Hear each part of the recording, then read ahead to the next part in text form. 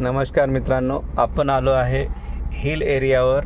इथे आपल्याला binding point काय असतो हे समजून घ्यायचं आहे. ठीक आहे, ओके.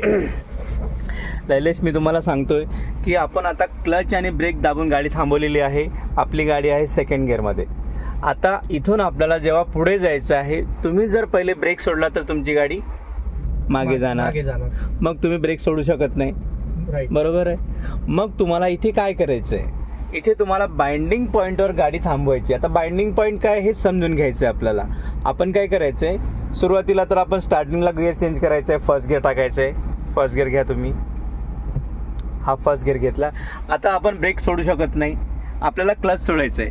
क्लच किती सोडायचं आहे, जोपर्यंत आपली गाडी लाईटली व्हायब्रेट होत नाही तोपर्यंत आपल्याला क्लच सोडत जायचं आहे. ब्रेक सोडायचा नाही. गाडी व्हायब्रेट होईल तिथे आपल्याला क्लच होल्ड करायचं.